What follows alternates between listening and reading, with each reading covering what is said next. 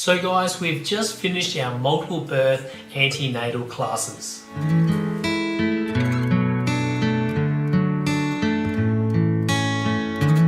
So guys, my name's Charles, this is Ellen with a 1-year-old daughter, and Ellen is 25 weeks pregnant with our twins.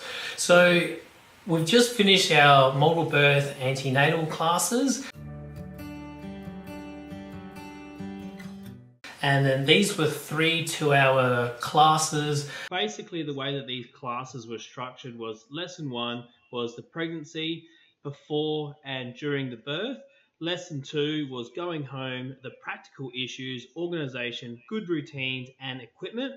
Lesson 3 was all about breastfeeding, establishing breastfeeding, good routines, positions and expressing milk. We had already done a singleton antenatal class with Emily. When we looked at this, we were thinking like, did we really need to do it? And after having gone to the classes, I'm glad we did, because there's a lot of stuff there that was specific to a twin or a multiple birth pregnancy. And Ellen and I want to be as prepared as possible. And even with Emily, like before we went to those antenatal classes, you know, we watched like a couple prenatal, antenatal classes online first, and then just to get an idea of what they're going to be talking about, just so we knew some of the terms and stuff like that. So going into these 3 classes, we already knew a lot about what they were talking about, but then again, it was very specific to a twin pregnancy. Today we're going to talk about the 5 things that we think that were most beneficial to us. And bear in mind that different people in different situations would take different things out of these classes. Like, we already knew a lot of it, but these are the 5 things that we took out of it with a twin pregnancy. So first one was, is it possible to have a natural birth with twins? And the answer is yes, it is.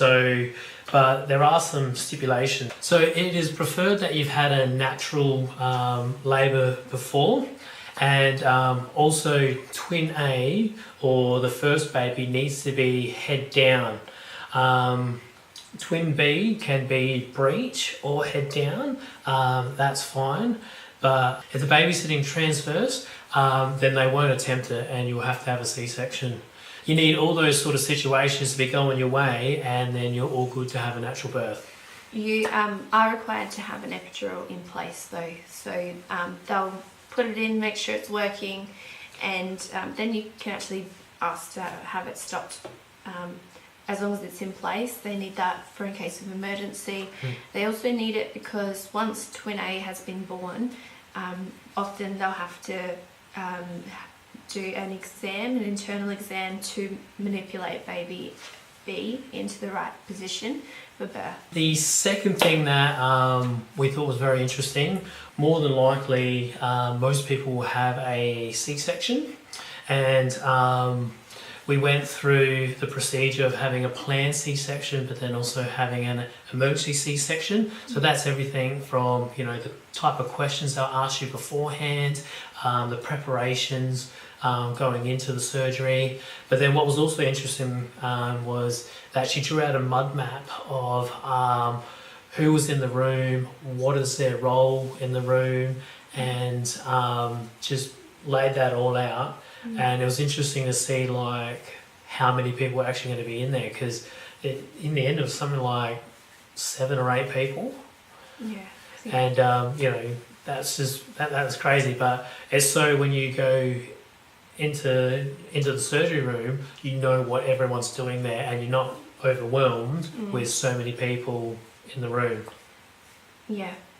She did point out that a planned C-section and emergency C-section go through the same process. It's just obviously like an emergency, it's going to be sped up a lot. Yeah, a lot of it's on the fly because, you know, they won't have time to weigh you. They'll just sort of guess your weight. So number 3, the levels of nursery care. So at our particular hospital, there is 3 levels of nursery care. So there's kind of the first stage, which is just like an assessment type of room. They get overflow from other areas in that, so it's not a lot of babies, that's probably where Emily ended up when she went into nursery after being born. And then there's level 2 and then level 3, and then there's NICU, which is the most serious of the nurseries. So it's actually 4 then.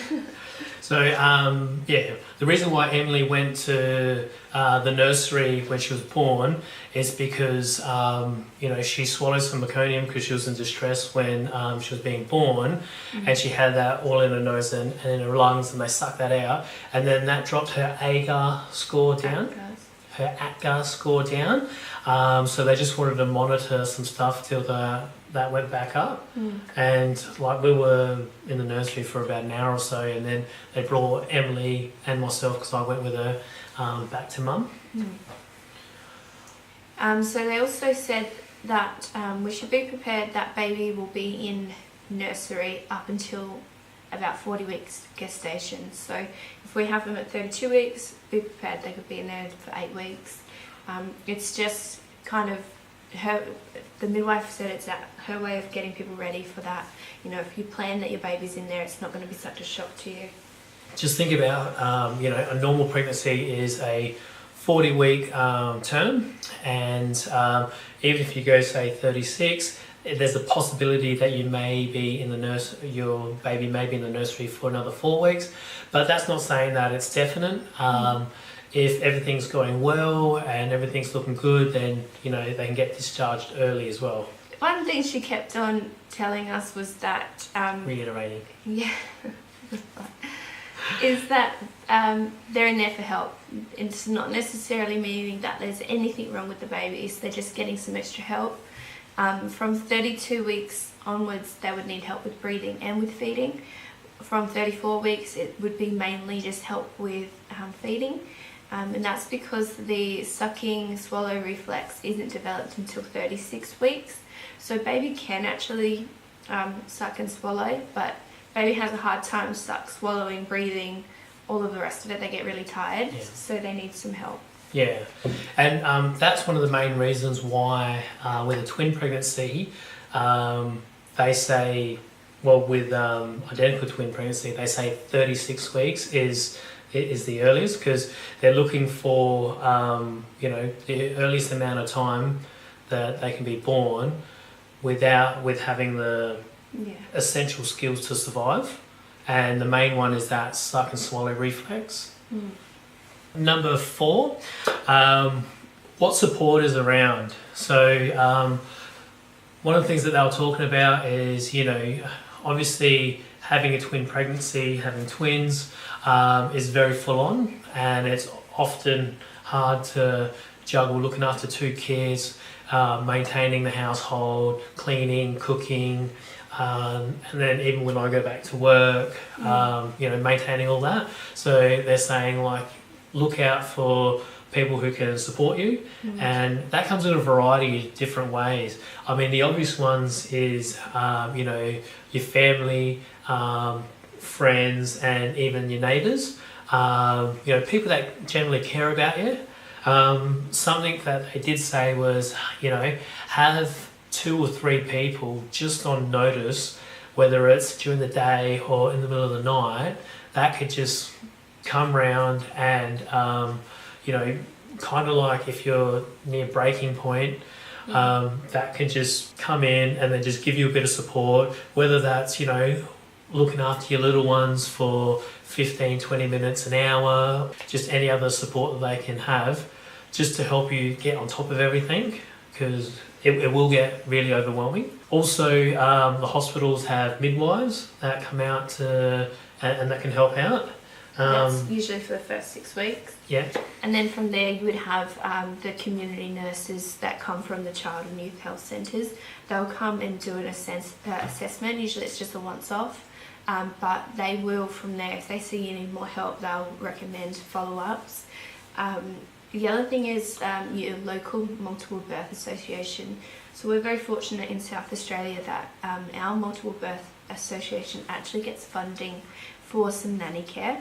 So we could be entitled to about 18 hours of nanny help, and that they'll just come for a few hours once a week, and they do all sorts of things. They'll look after the babies, so I could actually leave the house with Charles or something, and they will... and not only that, they can also do a bit of cleaning, a bit of cooking, chuck on a couple loads of washing, and just not just childcare, just anything that you need around the house done as well.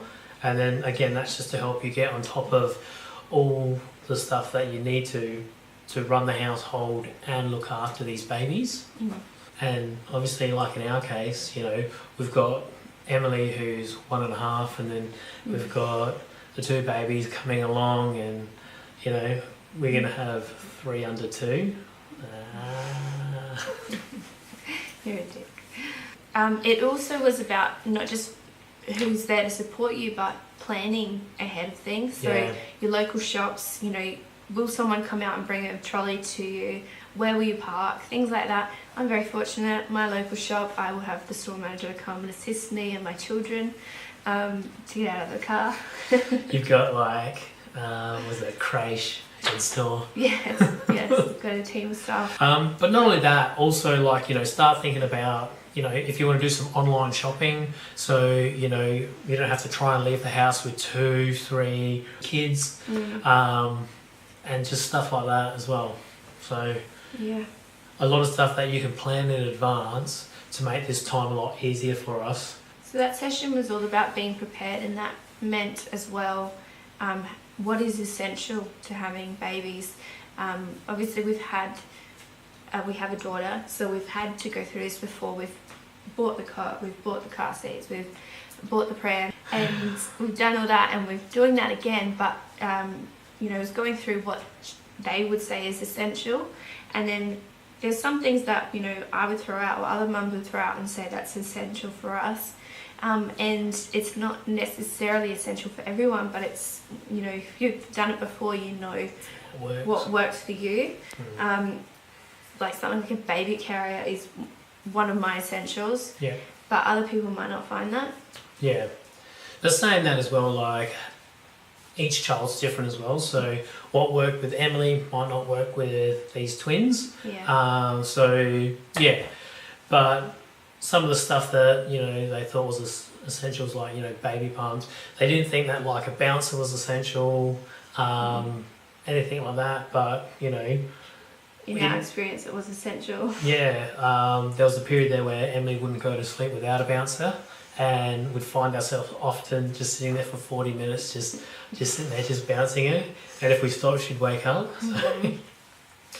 But again, every child's different, so... Alright, so, and then something they spoke about in the last class, number 5, was breastfeeding. I wasn't able to attend that class because Emily was quite sick, and I was looking after Emily while Ellen went to that class. That class, it was all about breastfeeding. So obviously she started with the benefits of breastfeeding. They're numerous, and I think most people are aware of a lot of the common ones, but the list was quite huge. She asked those of us who've had babies our breastfeeding experience. We were fortunate that we were able to breastfeed Emily until 14 months, until she self-weaned, which was really good. So breastfeeding twins, it is possible. They're likely not going to be able to feed themselves. So in that case, I'll be having to pump every 2 to 3 hours until they establish feeding, which is going to be exhausting. But we'll do what we need to do to get that supply up. They also went through the recommended breast pumps. You want a hospital grade breast pump. Fortunately, we purchased one with Emily, so we don't have to go through and buy one anyway. But it's something we'll be needing to use a lot, so I say we, like he's gonna pump it himself.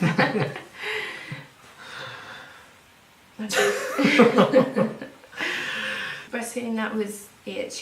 They gave us handouts on recipes that can sometimes help promote breast milk, and Like there's a lot of like teas and all that sort of Yeah, stuff. there's all different recipes, and different cultural groups have different recipes. So it was actually quite extensive recipe list. She also went through how you kind of do it with twins. So like there's different breastfeeding pillows you can get. Different techniques, positions. Yeah, the different positions and techniques, saying that you probably want to feed individually until you kind of get to know your babies. Comfortable doing a double feed. Yeah. It will take some practice. It's not something you're going to be able to do straight away.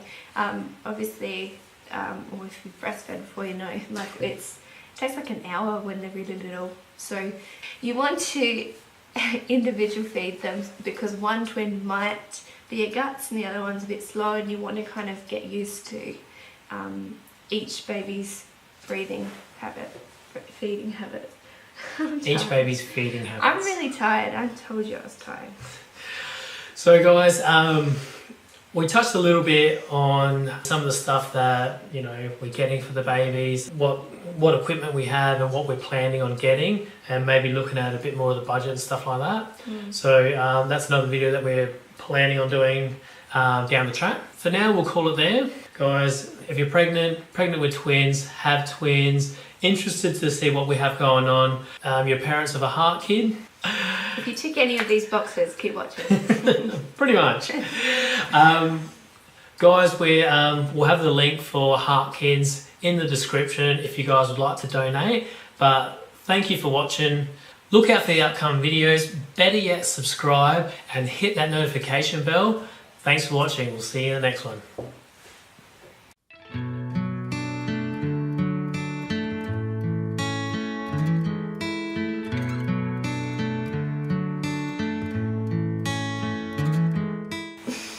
This baby's running my ribs.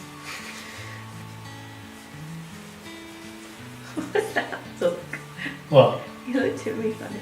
Did I? Yeah. What do you mean? You were like... Did I do that as well? I don't know. Felt nice to do it though. That's why I did it.